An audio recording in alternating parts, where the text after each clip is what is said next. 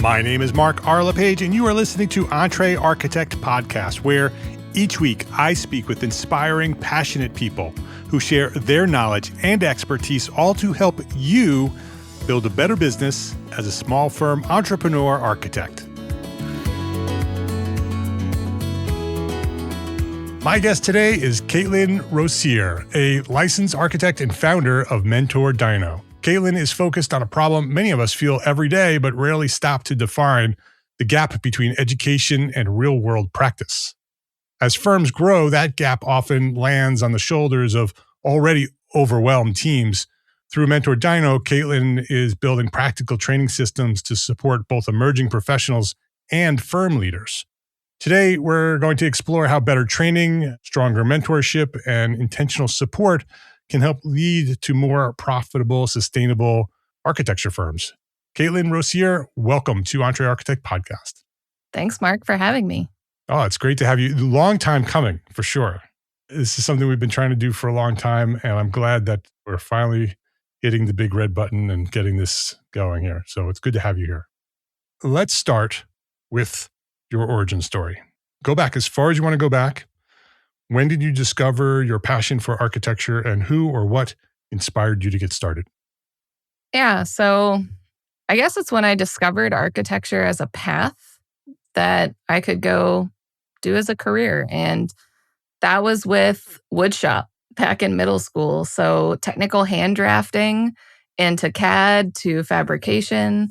And that was kind of a light bulb moment for me because You have a very cool high school. Yeah, I always liked the school. arts. You said middle school, right? Middle school. Wow, the middle school with a wood shop is pretty impressive. Where did you grow up?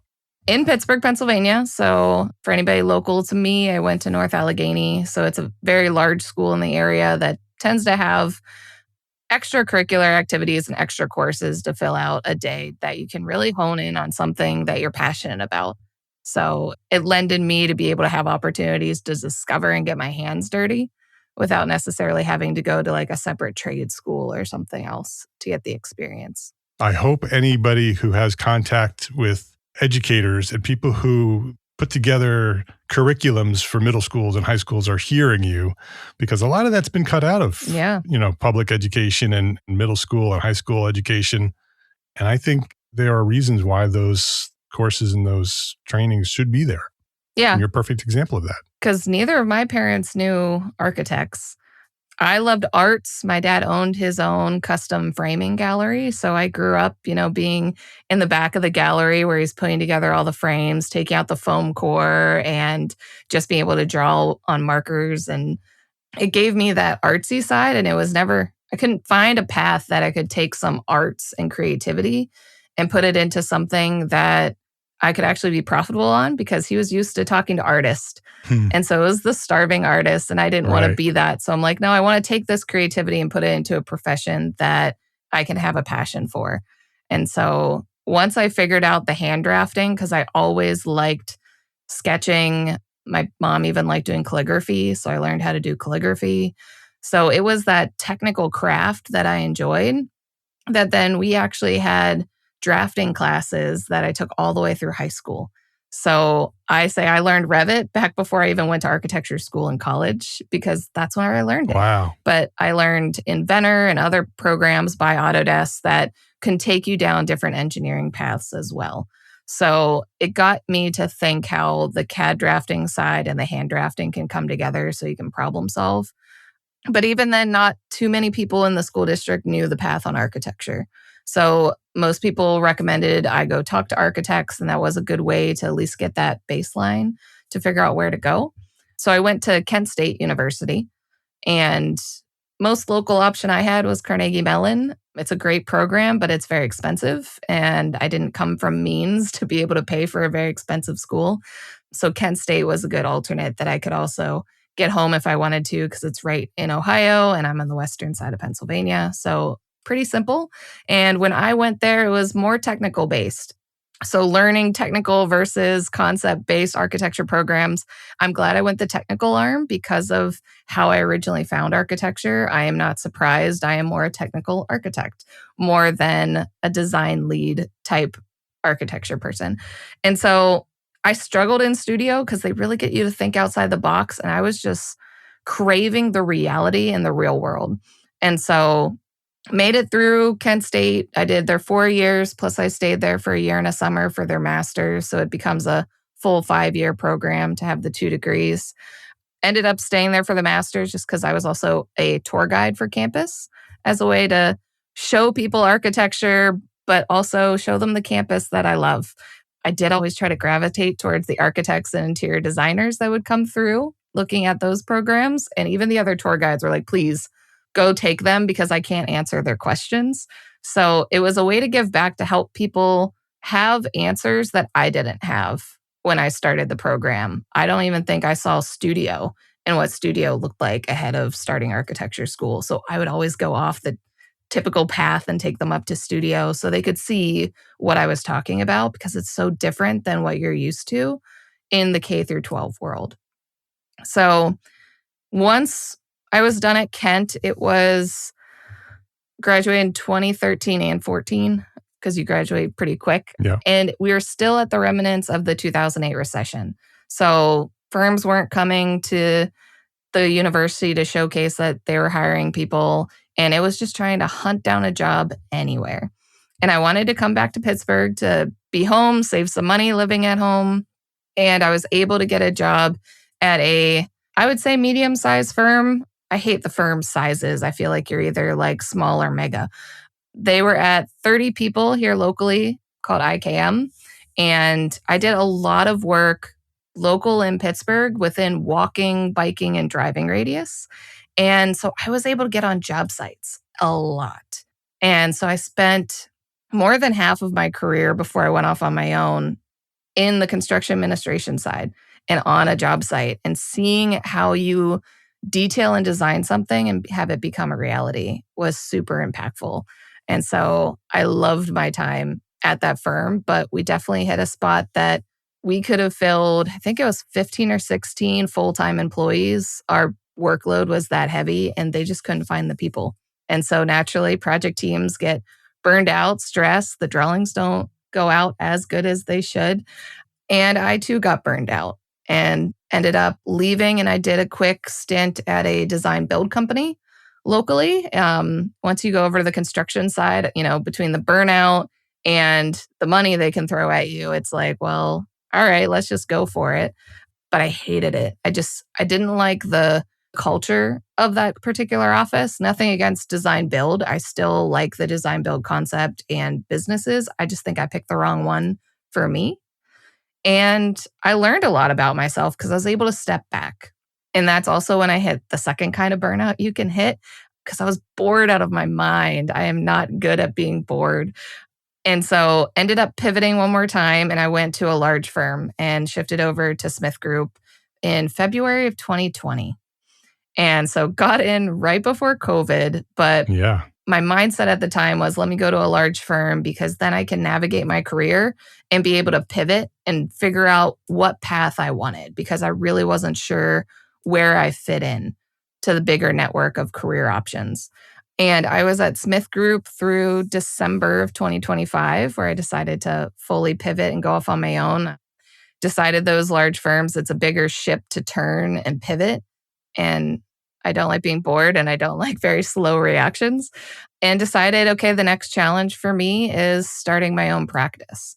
Because in there, I also started mentorDINO. And so I'd been doing a business on the side for 3 years at that point, helping just teach architects how to be architects because I saw all these pain points at all these different professional situations that I've hit, but also hearing stories from others that they're having the same issues. It's not just, hey, I picked the wrong firm and they're really bad at this. It's no, this is happening across most offices. And it's having those systems in place that they're not there because we just don't have time. There's so much we have to do in a day and on a project that sometimes the systems and the trainings get forgotten.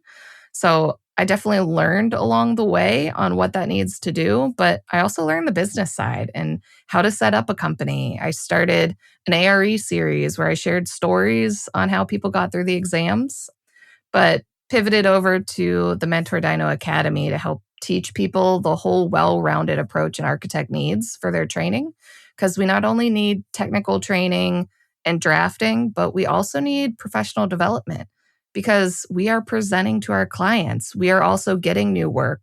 If you have a great project, that's potential projects to come in the future.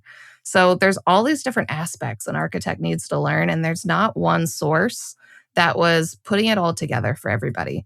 Either you went to like PMP to learn project management. There's a whole bunch of trainings to get through the architecture exams, but there wasn't something that pulled it all together to really hit home. And so now I'm able to practice both. And that's the beauty of being a business owner of two entities, is you can kind of pivot and shift as you need. If I need to do a mentorDINO call or answer some emails at 1:00 in the afternoon, I can. It doesn't have to wait till the evenings anymore, to the weekend, or using my lunch hour or moving PTO around. I feel as the two business entities, I am now one whole person instead of trying to act as two. And the small firm, now it's the end of March. So 3 full months in, Yeah. fully being solo, and I am so busy. I am not surprised because I talked to so many solo architects, small firm owners, and they were all swamped. And I'm like, I'm really surprised. And I thought I would have, the first 6 months to get my systems in place and maybe not have as much cash flow or not be able to make a salary. And I am super busy that I'm already able to pay myself and keep up with everything. So it's another way of juggling, but it's a little bit more freeing and being able to figure it out. So for all the solo architects out there, I get it for everything you do. And now I'm seeing the struggles and the wins as well. The roller coaster is a lot steeper when you're out on your own than when you're within a firm. Yeah. That's probably my long story. Yeah. No, I love it. It's perfect. It gives us good context. I want to dive into both of them. I want to get the timeline figured out in my mind. So the firm started in December of 2025. When did mentorDINO start? That was 2022. So you were doing that basically on your off time when you were at Smith Group? Yep. Okay. Got it. Before we jump into, because I want to start with mentorDINO and then we'll talk more about the firm. But before we do that, you talked in your origin story about being a tour guide at school and helping people navigate their fresh start at college. And you've built mentorDINO, which then again reaches out to our profession and says, hey, this is the path that you need to take to get started. What do you think inside you, what inspired that, right? That's not something that everybody has. Do you think that that's something that came with your upbringing or where you grew up, or where do you think that came from for you? It came from a very specific project. So one of the initial projects when I started out, it was a very tough project that I almost left the profession. And it was one that I would go out for drinks with mentors and they would say statements of, you're getting 5 years of experience in 1 year. And I was just so angry and fed up that I didn't want to listen to them. And it wasn't until after I was through that project and then looked around at everybody around me that was at, the similar starting point that it started to make sense. Because when you're thrown in tough situations, you learn a lot. And so that project, there was sexism on the job site. I would get zero respect. A male intern would have more respect from other trades and professionals than I would get. It was an owner that could see the project from his office window. I had my project manager internally storm out quitting. I had a project architect that just wanted to design in circles and not actually step into that project architect role. And at that point, I was not a super green recent grad, but probably a year in that I still had no idea what I was doing. We had structural failures on the job because the contractor didn't listen to the structural engineer. I had one structural engineer left to go to a new firm, and the boss I dealt with, he almost flipped a table on a job site. He got so angry. Oh my goodness. Welcome to architecture. Yeah. Civil engineer left and ate up all their fee and it was all wrong. And then really complicated like MEP engineering sides to it that I didn't know what I was doing and still trying to learn. But just trying to get a principal to come with me on a job site was like pulling teeth. So It was very tough. And the principal on that job was also going through cancer at the time, too. So I was also trying to pull principals that weren't the main principal in the project because Yeah. they had health issues and other things happening. So it was tough. And there were still mistakes that anybody would make in my position along the way. But then there was just exponential ones. There was even a lien put on the project because the contractor wasn't paying. And so it's like, talk to architects. They're like, I've been in the business 20 years. I've never had a lien on my project. I'm like, great. I'm in year 2 and hitting everything. So after that, I started blogging, and it was a really long name. I don't even remember it. And it became Mentor Architect at some point. And it was just a way to talk through architecture because I was also going through my exams at the time, and I got licensed while on that project. So that kind of was the initial stem of like, architecture shouldn't be this hard. Like, it's not like AI where everything's changing once, like every month, some whole new tool. It's construction doesn't change that fast. Why do you not have these systems in place? Why don't you have this training? Why do I have to go hunting down rabbit holes? Or why don't you know this information already? So it was those frustrations. I was like, we got to do something. But every firm I talked to always wanted to keep the information to themselves. Mm-hmm. They felt that was their proprietary knowledge. And it's really not. Like, Right. you as an architect, it's the trust in you as a human being. That's what sells. Like, design, that's all within your head and how you come up with it. But what your clients' needs are, that's the magic. The details and everything we need to talk through, why not help all the architects? Because then we could all be more profitable and you wouldn't have to go through these stressful situations because you're not copy and pasting details that are wrong. You teach the basics of the detail so somebody, when they draw it, they can understand the why behind the detail and not just copy and paste and move on to the next thing because they have so much to do. So that was really the fire to get me started on everything. But then it was, still young in the profession, and it's who would listen to me. And so I had a lot of imposter syndrome. So I actually had the idea for mentorDINO 3 years prior to when I started it. And it wasn't until I had a couple coaches and jumping into leadership committees that they were like, no, you're the person that would actually know exactly what you need at this moment, because the principals are so far removed from the day to day and their training was so much different. The project managers and other people moving into leadership, they also grew really fast because of the 2008 recession. So they kind of skipped steps to really diving and learning into all those systems, that then that lower branch is really seeing the pain point. And I kind of bridge myself. I'm a millennial by age, but I can understand how the Gen Zs coming in are challenging our norms. But I can also see the craft of hand drafting, because that's how I was taught originally. And I was taught by sitting next to an architect, and I was taught by being in the field. So trying to see those synergies across different ages and how it comes together. But when I started mentorDINO, I had to completely change the name because for anybody that opens a business, if you have the word architect in it, Yes. they assume you're providing architecture services. And at the time, I by no means wanted to practice on my own. So I changed the name to mentorDINO. So it stands for Mentoring Designers Innovating New Opportunities, because I wanted to keep the word mentor, but came up with an acronym, and everybody said, go ahead and be crazy with it. We work on programs like Rhino and Grasshopper. So what's another animal in there? Yeah, exactly. So that's kind of how that started. So it was, a pain point on a project, seeing those synergies, not only in myself, but in others, and wanting to have a bigger impact than just helping whatever firm I was in at the time. I, still created content and trainings and onboarded professionals. I love the onboarding process and that system internally, but it was a way to have something on my own and build up my own personal brand. And it kind of led me to where I am today. Yeah. So mentorDINO started as a platform that helped you connect with mentors, it sounds like. It was just a way to help people. Like, originally it was a blog. Yeah. And then just trying to get people to write for the blog is awful. Like, even getting people to answer a questionnaire and get back to you on time. And then eventually morphed into a podcast after being on several podcasts.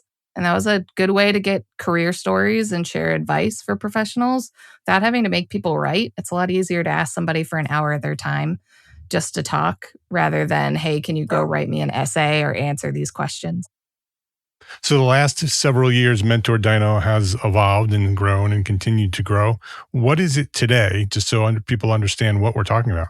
Yeah. So mentorDINO, it's as much as you learn with business and everything changes and morphs. And I've learned what are more of the pinch points and the pain points that firms are having. mentorDINO has a mentoring side and a teaching side. So the mentoring side is the podcast where I have professionals on to share their career stories, and it's professionals in and around the AEC industry because I feel architects need to get out of just talking to architects and see the world from other conversations and viewpoints. And it has been fascinating, especially when I have somebody outside of architecture to learn exactly what they do, their path, and how we integrate with each other. And that the frequency has morphed a little bit. I was doing weekly when it started, shifted to bi-weekly, and I'm going to be moving to monthly new guests and then running a series that I'll talk about in a second. And then the technical and training arm is the mentorDINO Academy. And so when I first started, there were individual courses people could buy, but I found everybody was looking for that all-in-one platform and content. So when I was working at a large firm, they had a whole learning management system. It had a lot of gaps to it because, everybody needs to create the content and it takes time to create content.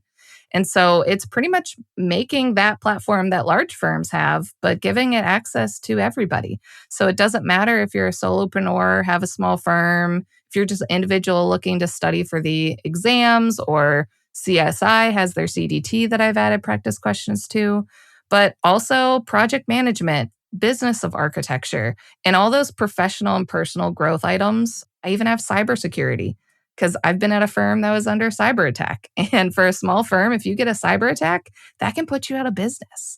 So all those little trainings coming together, and they're all micro lessons. So they're not getting you CEU credit, but who has time to sit through hours of CEUs all day? This is the quick and dirty. I want to help you get to know what you need to know, but also connect you with resources. So IMI has a great resource library. They're the International Masonry Institute. So I teach masonry lessons, but I get information from IMI and connect them back so you know that they are a resource for you to review your details, and just pulling all the information together because it all exists, but making sure it's in one platform so you don't have to go digging for it for so long. So the Academy has over 520 courses in it so far, over 100 technical lessons, and then 400 professional development, personal development, finances, you name it. I actually have people in there taking a bunch about creating presentations and how to give presentations. If you've got anxiety giving presentations, all the different things that we do depending on what stage of architecture you're in. So that's the two main arms that mentorDINO has become to kind of pull together the mentoring and the technical side and training. Let's take a quick break to say thank you to our sponsors for their support of this episode. This episode of EntreArchitect Podcast is supported by WeCollabify, one of our trusted allied partners.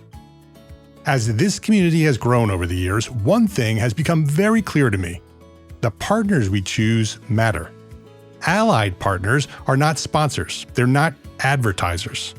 They are organizations that we've taken the time to get to know, to work alongside, and to trust. They understand the real pressures of practice and the responsibility that comes with leading a small firm. WeCollabify earned that trust by helping small firm owners address a challenge that sits at the center of long-term firm health, building capacity in a way that supports people, not just projects.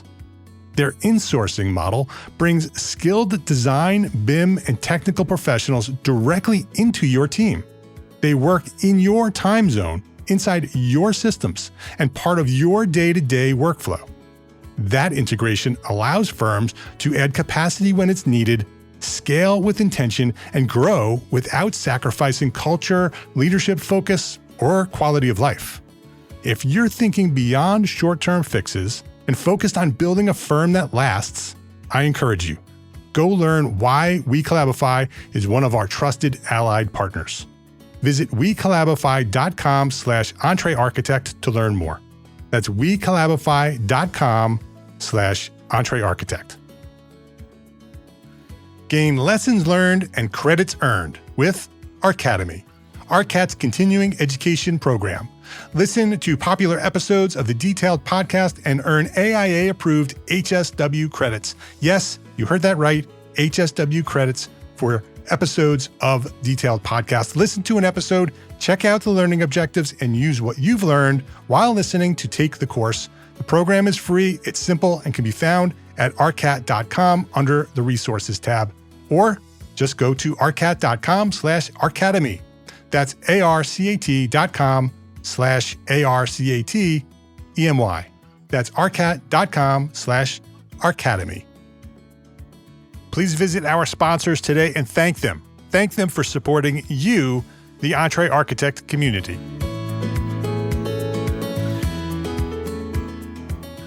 Yeah, it sounds like, well, you had described that it's for everyone, right? Could be for a sole practitioner all the way up to a very large firm. Yep. It sounds perfect for those firms that are growing to become large firms that start to feel some of those growing pains, start thinking, oh, we need to build some sort of educational process, some training program that our people can take and learn all these things. Yours is plug and play, just connects to mentorDINO and it's all there. Yeah, because you'll still have to create trainings on your own standards and like standard operating procedures. So many firm owners don't know what SOPs are. And you'll still have to create those for your own standards and what you want to do. But for the technical and how a building comes together, that doesn't change. Or how to read an architectural set of drawings or how to read structural drawings. It's a pretty baseline knowledge to bring everybody up. And then you're going to have the project specific. So it's not saying you don't have to train your staff anymore. You don't have to mentor them. But if I can help the initial buildup of everybody so they can ask better questions. If your green student that's fresh out of college has a better understanding on how a building comes together, they can ask you questions that you wouldn't expect them to ask because they're really deep into the drawings and they'll be able to catch it. There's project management training. If you want somebody to be able to step into a project management role, wouldn't it be great to already have training in there that then you can say, oh, okay, this person's been taking a lot of project management training. Maybe they're interested in being a support PM on the next project. Or if there's somebody that you're queuing up to buy out part of your firm and step into a principal role.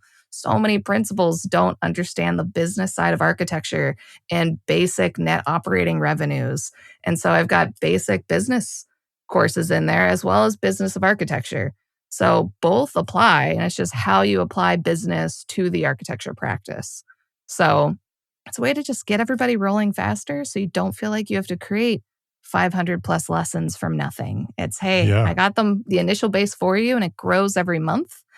So, and I have experts that try to help me make lessons as well, because by no means am I an expert in everything, but I know a lot of people now. If somebody has a question and wants me to go make a course on it, and I don't know how to put it together, I'll go find the expert to do it. Yeah, very, very inspiring, Katelyn. To understand how you built it and when you built it, you were working full time. So when you started, this was a side project that built and you grew into a significant business. And now you're running your own architecture firm.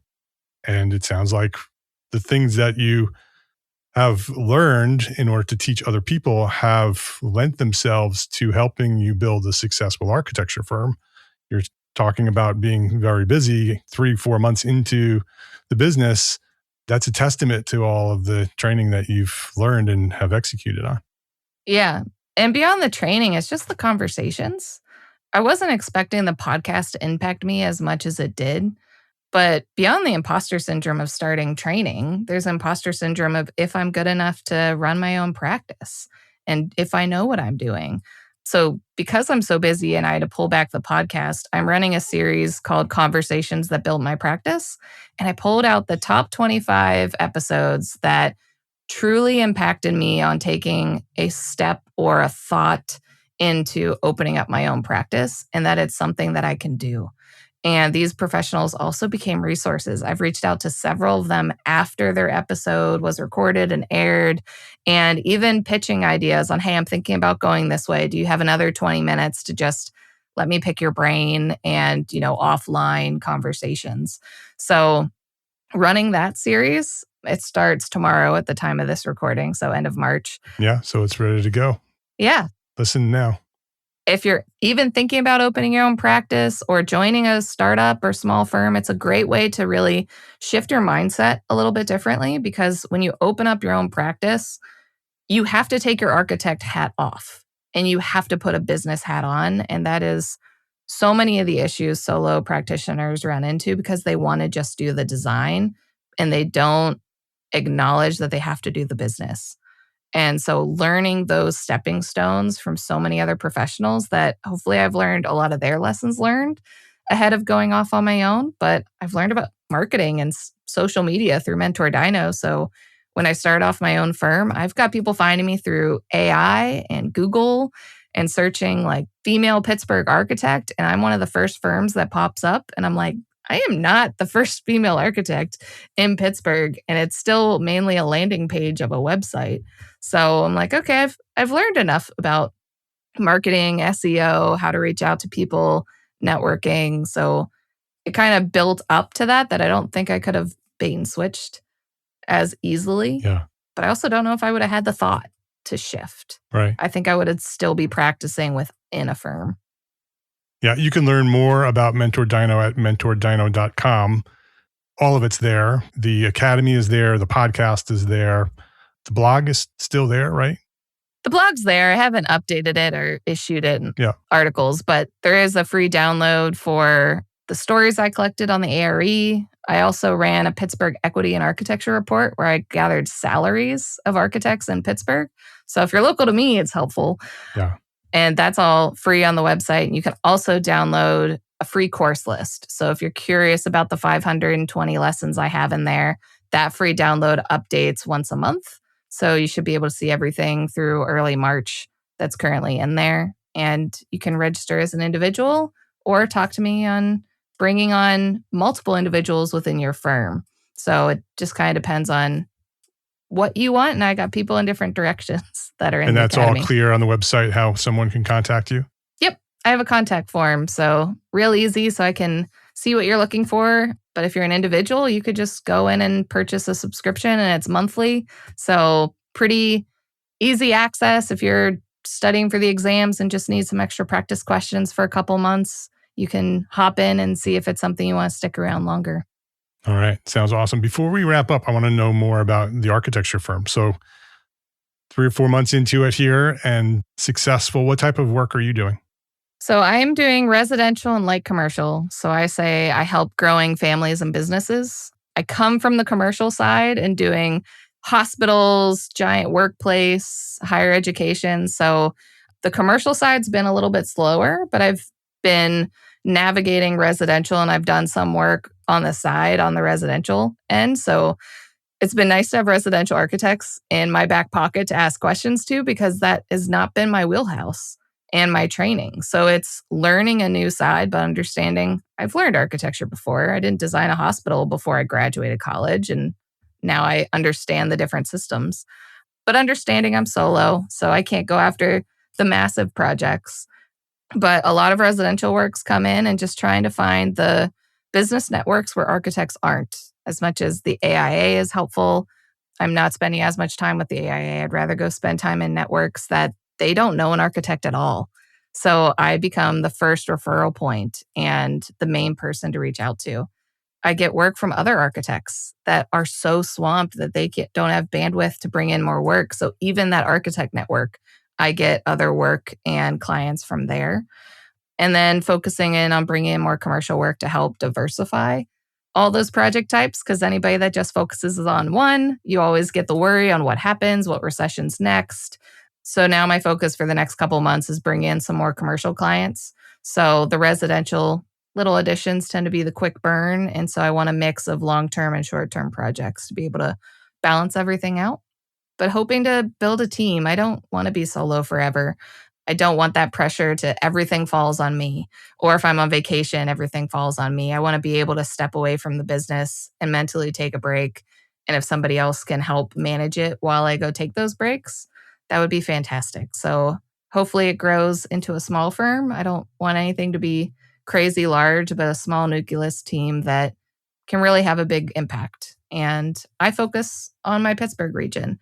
My daughter just turned 1 over the weekend. So I want to be home for dinner and I want to be able to see her grow and have that opportunity to be there for her. So I don't want to be on planes anymore. I want to take that break. So I joke my driving radius is pretty big because I'm comparing it to being on planes all the time. Whereas most Pittsburghers stick to their like north, south, east, or west, and I'll cover all of it because it's just a drive to me. So, but that was probably the other big driver on stepping out on my own, because most professionals that go off on their own, I found they either started a family or they got laid off.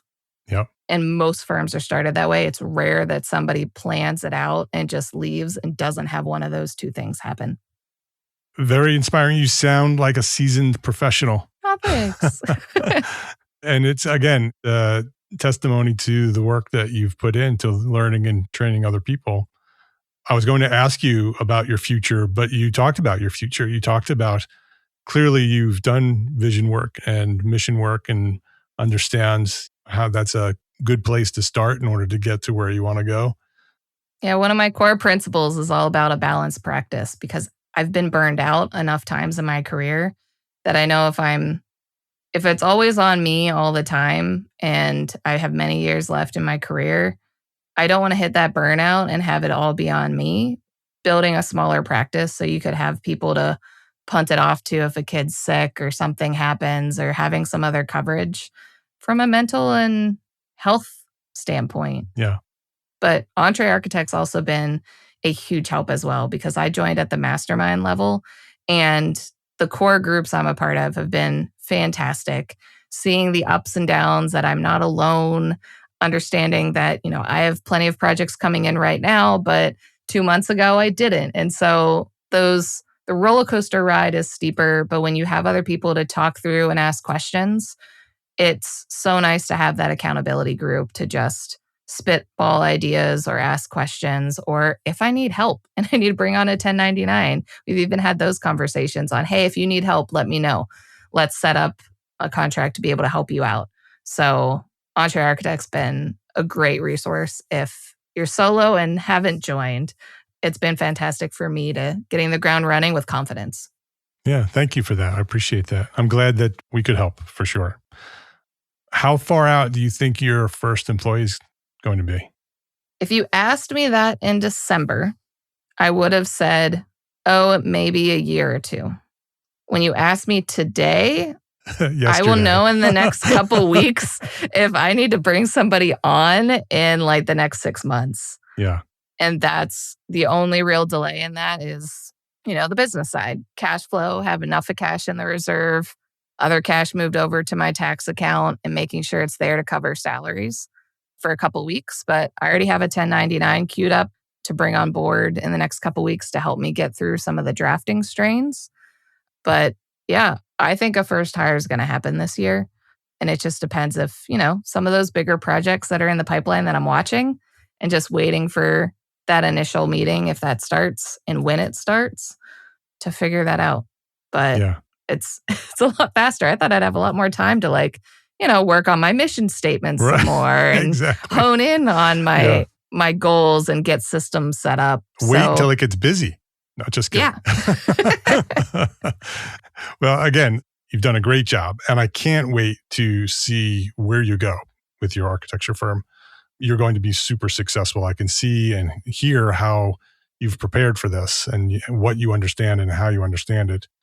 It's rare that somebody who's in for just a couple of months talks the way you're talking. And so you are very well prepared and you will definitely be successful. So it'll be interesting to watch you grow. Yeah. Maybe you'll see a mentorDINO start your own firm thing in a couple of years. Yeah. I'm just gathering content at this point to hopefully help others not feel like they're just jumping into the deep end and winging it. I'm like, you should not be winging a business. There's a lot of things you need to have set up and things I wish I had set up earlier, assuming I was going to have some time. Well, Katelyn, you're talking to thousands of architects right now, and you've given us tons of information and lots of advice. If there was one thing that you would say to a small firm architect that they could do today to build a better business for tomorrow, what would that one thing be? It's taking that architect hat off and that it's okay. You're still an architect, but you need to put the business hat on. And whether that's deciding you have to work on the financials and get invoicing out and doing things you may not enjoy doing, or if you're an introvert and not wanting to go to networking events and put yourself out there, do you have your 30-second commercial that you can go talk to somebody? And it's hard because people don't know what architects do. So you have to a little bit over explain it. But then when you need to delegate, when you're on the business side and seeing the financials, do you have a forecasting data to see all your numbers? I have all of that so I can see the numbers and how I'm going to go into the negative on the number of time I have and the hours per project I have to do. That I have to, okay, I need to start figuring out a good 1099 to bring on. I don't need them now, but I know I'm going to need them in a month, and getting it set up and being able to see it. But if I didn't put that business hat on and I just sat at my seat and just plugged away and drafted and designed, those other projects wouldn't get in the pipeline. The growth wouldn't be there. I wouldn't be able to confidently have a salary by the end of the year. I already am paying myself regularly. And if you're a solo architect and you don't know what your salary is, it's probably a sign to go put on your business hat because that means you're not paying attention to the business entrepreneur side of you. So grab some business books, grab a business hat, go talk to somebody that's at your current state 5 years down the road and 10 years down the road as a solo firm owner and try to learn from their lessons. But it's okay to take off the architect hat and put on a business hat to make sure your practice can be sustainable and profitable. Her name is Katelyn Rossier. The company is mentorDINO, and it's mentorDINO.com. If you'd like to check out our architecture firm, it's rossierarchitecture.com, and it's spelled Rossier, is Rossier, rossierarchitecture.com. The podcast is also at mentordino.com. You should go subscribe to that. Excellent podcast, and I can't wait to hear your upcoming series. So go check that out at mentordino.com. Katelyn, thank you for the dedication that you have given to this profession. You could have, first of all, left. When you had that disaster project, you could have just walked away and gone to do something else. And some other profession would have the benefit of your guidance. And you didn't. You stuck to it and you turned it around and not only, succeeded and grew 2 successful businesses because of it, but you're impacting thousands of people every day. And so thank you for that. Thank you for dedicating yourself to our profession. And thank you for coming by here, sharing your story and your knowledge at EntreArchitect Podcast.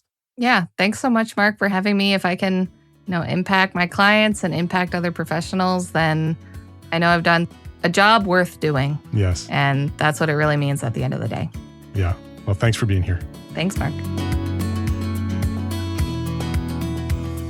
If you enjoyed this episode of EntreArchitect Podcast, please share a link with a friend, because that's how we've continued to grow and serve thousands more small firm architects just like you. Thank you to our sponsors for this episode. Links to the sponsors and all the resources we discussed today, they are all available in the show notes for this episode at entrearchitect.com/podcast. EntreArchitect is a proud member of the Gable Media Network. It's the multimedia network moving the architecture, engineering, and construction industries forward through the power of storytelling. You can earn AIA continuing education credits by listening to select episodes of this podcast and many others at gablemedia.com/members. And if you are a small firm architect, listen up. Join us today at EntreArchitect Network. It's the worldwide community for entrepreneur architects. We've been around since 2012, and our basic level is now free to join. Yes, you can join EntreArchitect Network for free. And that gives you access to valuable business resources and our global community of architects. And you can upgrade anytime for live coaching, AIA-approved training, and mastermind support. So visit entrearchitect.com to learn more and to get started. My name is Mark R. LePage. Thank you for listening to the EntreArchitect Podcast. Love, learn, share.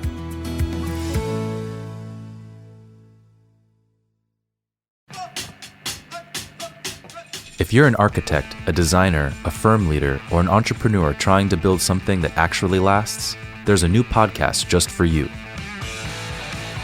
Gable Media is proud to introduce Frosty and Fired Up. Let's just be honest about it. The most powerful weapon on the face of the planet is between our two ears. And when architecture can evoke that emotion positively to create spaces for people to come together, that's a very powerful thing.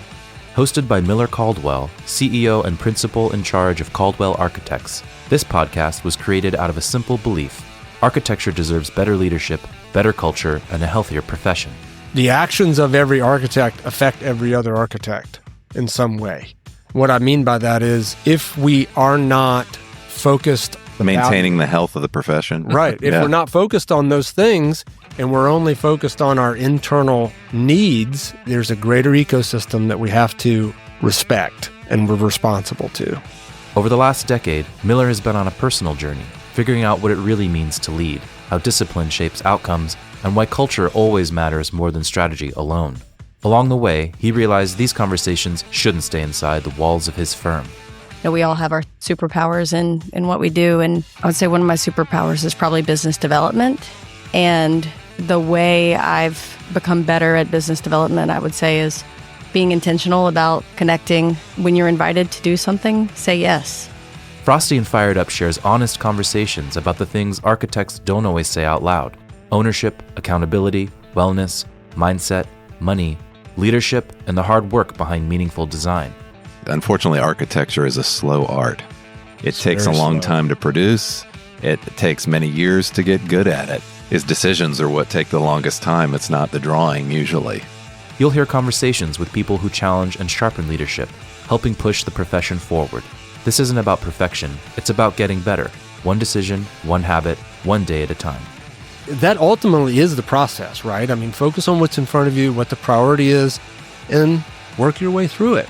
It is going to be hard because it's supposed to be. It's supposed to be hard because it means something. Subscribe now at the link in the show notes.